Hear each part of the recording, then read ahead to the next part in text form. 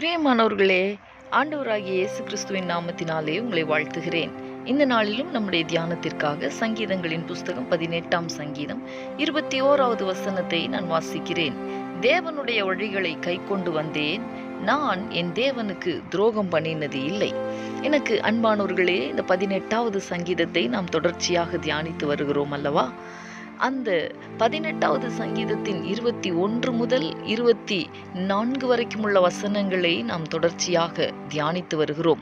தாவீது, தேவன் என் கைகளின் சுத்தத்திற்கு தக்கதாக எனக்கு பதிலளித்தார், தம்முடைய கண்களுக்கு முன் இருக்கிறதான என்னுடைய நீதிக்கு தக்கதாக தேவன் எனக்கு பதிலளித்தார் என்று சொல்லி அதற்குரிய ஒரு 6 காரணங்களை 21, 22, 23 ஆகிய வசனங்களில் அவர் சொல்லி இருக்கிறதை நாம் வாசித்து கொண்டே இருக்கிறோம்.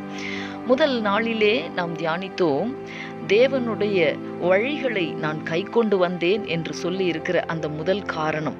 இந்த நாளிலும் நான் என் தேவனுக்கு துரோகம் பண்ணினது இல்லை என்கிற 2வது காரணத்தை நாம் தியானிக்க போகிறோம். எனக்கு அன்பானவர்களே, தேவனுக்கு செய்கிற துரோகம் என்பது என்னது? அவருடைய வார்த்தைகளை அறிந்தும் அதற்கு கீழ்ப்படியாமல் அதின்படி செய்யாமல் இருப்பதுதான் தேவனுக்கு செய்கிற துரோகம். அன்பானவர்களே, நாம் நம்மை குறித்து தாவீதை போல சாட்சி கொடுக்க முடியுமா? நான் என் தேவனுக்கு துரோகம் பண்ணினது இல்லை என்பதாக, அவருடைய வழிகளை நான் கைக்கொண்டு வந்தேன் என்று சொல்ல முடியுமா?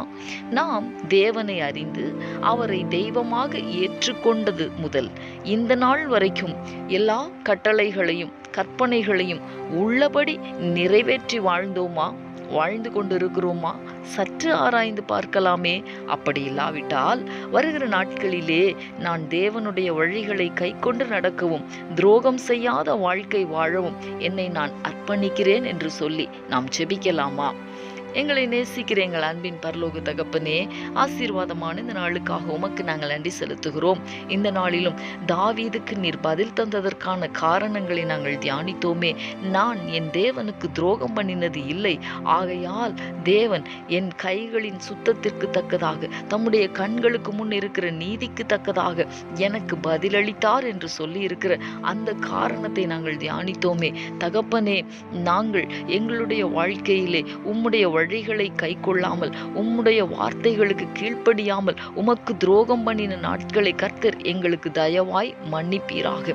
தகப்பனே, வேத வார்த்தைகளை அறிந்தும் அதற்கு கீழ்ப்படியாமல் போன நாட்களை எங்களுக்கு மன்னிப்பீராக. இனி வருகிற நாட்களிலே உமக்கு துரோகம் பண்ணாத ஒரு வாழ்க்கை வாழ இந்த கர்த்தருடைய வசனங்களுக்கு எங்களை அர்ப்பணித்து நாங்கள் ஜெபிக்கிறோம். கர்த்தர் அதற்கு எங்களுக்கு உதவி செய்வீராக. நீர் அப்படி செய்ய போகிறதற்காக உமக்கு ஸ்தோத்திரம். இயேசு கிறிஸ்துவின் நாமத்தில் வேண்டிக் கொள்ளுகிறேன் நல்ல பிதாவே. ஆமேன், ஆமேன்.